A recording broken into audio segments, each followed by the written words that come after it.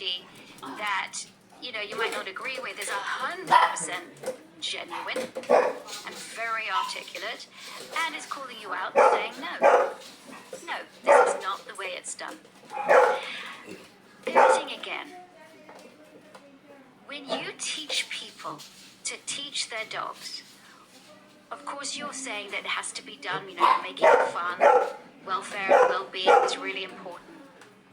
But you also, as you can see in your videos, you do a lot of play. You make this a fabulous experience for the dogs that you're working with, and therefore the people working with. And you see results. One of the things that people say about positive training is it takes time.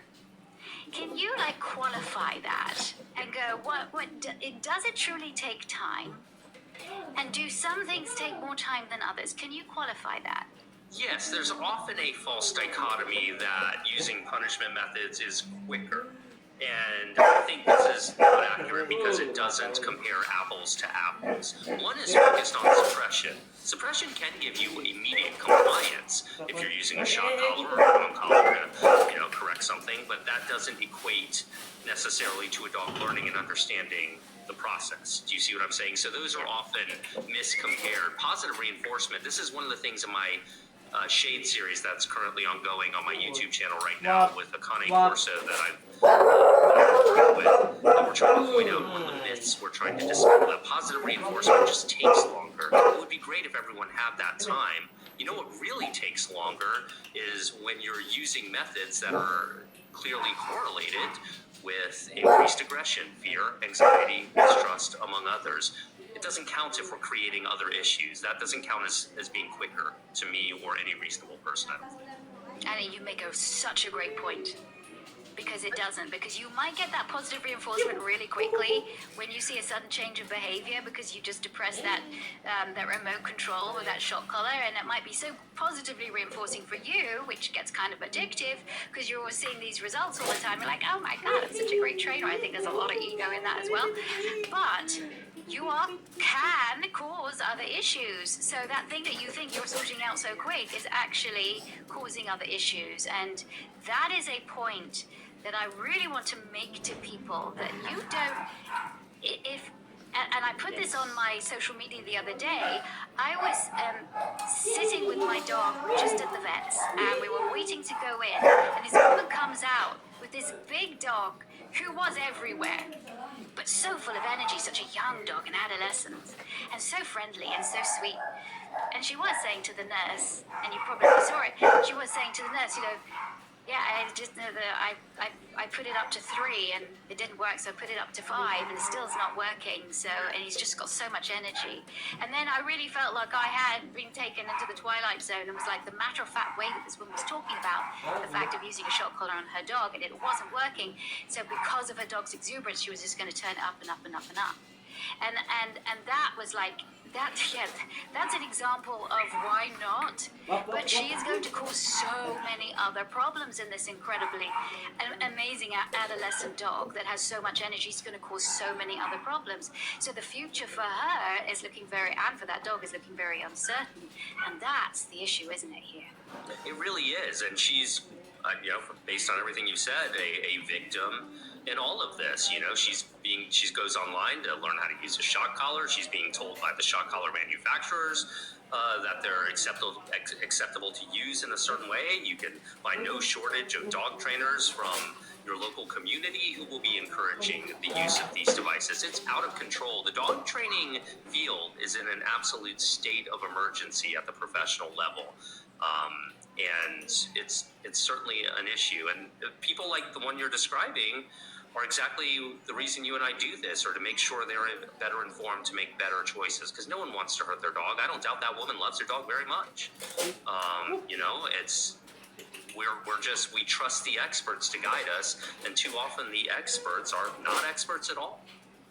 So when somebody says, all right, Zach, it's all very well, but what are the solutions? It's all very well you saying this, but what are the solutions? What can we do? Relax lang ah. Solutions are to prioritize the emotional welfare of your dog. If you do that, you're probably going to have a lot less friction in the training process. And focus on that individual dog. I know one of my favorite ways to combat the vast majority of quote behavior problems that people deal with, things like excessive jumping or exercise early in the day. And that's one of the things I often recommend for those energetic dogs. Deplete that battery early after they've recharged all night, so they feel more content and more likely to chill out. Playing, you mentioned play. I mean, the language of play to dogs is you can accomplish so much. One of my favorite quotes, and I put it in my book, it's a Plato quote. You can learn more about a person in an hour of play than a year of conversation. And I think that really applies to dogs a lot. If I can get a dog playing with me, I got them right where I want them. Isn't that just the case? Play is it's magnificent actually what you can do. And that's one of the things that I always say for people who maybe their relationship is not so great, or there's some, start playing with your dog, whatever that looks like. I mean, that might not just be, it might be roughhousing with some, it might be throwing a ball with another, it might be interactive play, it might be passive play, it might be, but at least start that. And that's why I think the power of positive training is so wonderful, because it does rely on play. It relies on having fun. It relies on making dogs feel good. And my God, if they've got some kind of anxiety issue or a fear issue, making them feel good and curious. And we know that dogs that are repressed, once they start to loosen up, they become unstuck, their world opens up, they become so much more curious, and curiosity breeds confidence. I mean, why wouldn't everybody choose that? For a variety, I agree. I think when you put it that way, I think everyone would, and that's what we're trying to do. It depends on who gets to them first, because you'll have your alpha bros out there being like, you need to be dominant on this dog. They're trying to dominate you by getting on your couch, eating first, and running out of the door. So they just think you're weak. This is the standard advice we often hear from the balanced dog training community. And to touch on your point too, because I know a lot of critics may point out, look, these balanced trainers, they use positive reinforcement all the time, but they just sometimes use these corrections. Let's give it the best case there. When you resort now to using pain with a dog that you've been, or purposeful discomfort, we can even say, when you resort to that with a dog that you've previously been emphasizing positive reinforcement, you immediately communicate to that dog, actually, you can't trust me quite as much as you thought. Actually, sometimes I will bring pain to you. You immediately fracture that bond that you've been trying so hard to build in many dogs. Now, some dogs are going to be more resilient. I'm not going to say everyone who's ever given their dog a leash correction is abusive. Certainly not members of the public I am not talking to. Our focus is certainly on the professional sector for this, current round. My dessert coffee? New limited edition Topico Blanca Winter Blend. Creamy Copico Blanca. With big, chewy mallows. Three things, I'm putting you on the spot here. If you wanted dog lovers to know three things, what would they be? Focus on the bond with their dog from a training perspective. That's the first thing in my book that I write about. Focus on play. We kind of talked about it. Focus on building a relationship with them. I mean, off the top of my head, I guess a lot of those are overlapping. Keep your expectations realistic is an important thing.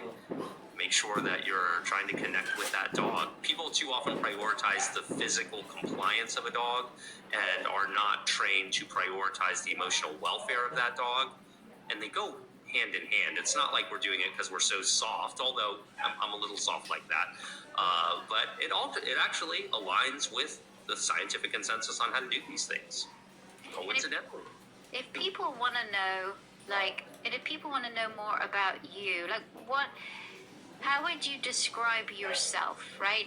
How would you advocate for yourself? I always like to ask people, if you were to talk about yourself, what would you say? What do you want to bring to the world? I want people to feel more empowered and liberated to connect with their dogs in ways that are natural to them, that make their life better, that make the dog's life better. And, obviously we're on defense a lot by trying to combat misinformation.